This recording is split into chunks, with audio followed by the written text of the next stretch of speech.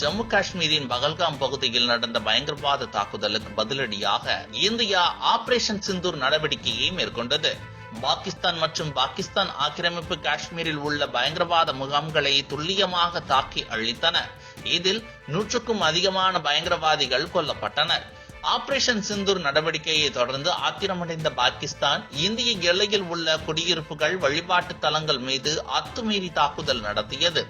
பாகிஸ்தான் ராணுவம் ட்ரோன் மற்றும் ஏவுகணைகள் மூலம் இந்தியாவை தாக்க முயற்சி செய்தது. இந்தியா தனது வான் பாதுகாப்பு அமைப்பு மூலம் இந்த தாக்குதல் முயற்சியை முறியடித்தது. இந்தியாவை தாக்க பாகிஸ்தான் ஏவிய ட்ரோன்கள் துருக்கியில் இருந்து தயாரானவை என்பதும் தெரிய வந்தது. இந்த மோதலில் துருக்கி பாகிஸ்தானுக்கு நேரடியாக ஆதரவு தெரிவித்தது. நம் நாட்டின் ஆபரேஷன் சிந்தூர் நடவடிக்கையை துருக்கி கண்டித்தது. அது மட்டுமின்றி துருக்கி தனது நாட்டு ட்ரோன்களையும் ட்ரோன் ஆபரேட்டர்களையும் பாகிஸ்தானுக்கு வழங்கியது. அவர்கள்தான் பாகிஸ்தானில் இருந்து கொண்டு ட்ரோன் தாக்குதல் நடத்தினர். இதனால் துருக்கிக்கு எதிராக நம் நாட்டு மக்கள் திரும்பியுள்ளனர். துருக்கிக்கு சுற்றுலா செல்வது, துருக்கி நாட்டு நிறுவனங்களுடன் வர்த்தகம் மேற்கொள்வது உள்ளிட்டவற்றை தற்போது கைவிட்டுள்ளனர். இது துருக்கியின் பொருளாதாரத்தில் பாதிப்பை ஏற்படுத்தி உள்ளது. அது மட்டுமின்றி நம் நாட்டில் செயல்பட்டு வரும் துருக்கி நிறுவனங்களுக்கு எதிரான நடவடிக்கைகளும் மேற்கொள்ளப்பட்டு வருகிறது. மேலும் இந்தியர்களின் பொருளாதார நடவடிக்கையால் கடந்த 3 வாரத்தில் துருக்கிக்கு 50,000 கோடி வரை இழப்பு ஏற்பட்டுள்ளது. இதனால் அங்கு அத்தியாவசிய பொருட்களின் விலையானது எகிர ஆரம்பித்துள்ளது. இதற்கிடையேதான் இண்டிகோ விமான நிறுவனம் சார்பில் துருக்கி ஏர்லைன்ஸ் போயிங் 777S என்ற 2 விமானங்கள் இயக்கப்பட்டு வருகின்றன. இந்த விமானங்களை குத்தகை பெற்று இண்டிகோ நிறுவனம் இயக்கி வருகிறது. இந்த விமானங்களின் குத்தகை காலம் இன்றுடன் முடிவுக்கு வருகிறது. இதனையடுத்து குத்தகை காலத்தை 6 மாதங்கள் நீட்டிக்க இண்டிகோ அனுமதி கோரியது. ஆனால் விமான இயக்குநரகம் 3 மாதங்கள் மட்டுமே அனுமதி கொடுத்தது. அதோடு அதன் பிறகு எந்த ஒரு காரணத்தை கொண்டும் விமானங்களை இயக்க அனுமதிக்கப்படாது என்றும் தெரிவித்தது.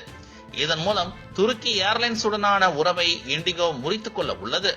இதன் மூலம் துருக்கிக்கு மத்திய அரசு பெரிய செக் வைத்துள்ளது. ஏனென்றால் நம் நாட்டில் இருந்து வந்த விமானங்கள் டெல்லி மற்றும் மும்பையில் இருந்து துருக்கியின் இஸ்தான்புல் நகருக்கு நேரடியாக சுற்றுலா பயணிகளை சென்று வந்துள்ளன. தற்போது துருக்கியை நம் நாட்டு சுற்றுலா பயணிகள் புறக்கணித்து வருகின்றனர். இருப்பினும் தொடர்ந்து நம் நாட்டுக்கும் துருக்கிக்கும் விமானங்கள் இயக்கப்பட்டால் வருங்காலத்தில் கூட துருக்கிக்கு நம் நாட்டு மக்கள் செல்லலாம்.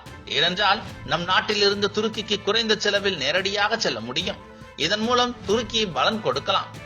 இப்போது இந்த சேவையை நிறுத்தி உள்ளதன் மூலம் நம் துருக்கிக்கு ஏர்லைன்ஸ்கான குத்தகையை இண்டிகோ ரத்து செய்துள்ளது. அதோடு துருக்கிக்கு மக்கள் செல்வதையும் குறைக்க முடியும். முன்னதாக விமான இயக்குநரகம் துருக்கியின் செலபி ஏவியன்ஸ் நிறுவனம் உடனான அனைத்து ஒப்பந்தங்களையும் ரத்து செய்தது. டெல்லி, மும்பை, அகமதாபாத் உள்பட 9 விமான நிலையங்களில் பாதுகாப்பு மற்றும் பயணியர் சேவைகளை இந்த செலபி நிறுவனம் மேற்கொண்டு வந்தது.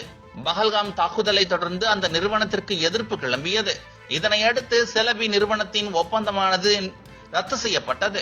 இப்போது இண்டிகோ துருக்கி ஏர்லைன்ஸ் இடையிலான பந்தம் இன்னும் 3 மாதங்களில் முடிவுக்கு வர உள்ளது என்பது இங்கு குறிப்பிடத்தக்கது. இதுபோன்று முக்கிய நிகழ்வுகள், அரசியல் தகவல்களை ஆழமாகவும் மாறுபட்ட கோணத்திலும் அறிந்து கொள்ள மறக்காமல் உங்கள் IND தமிழ் 24/7 பக்கத்தை பின்பற்றிக் கொள்ளவும்.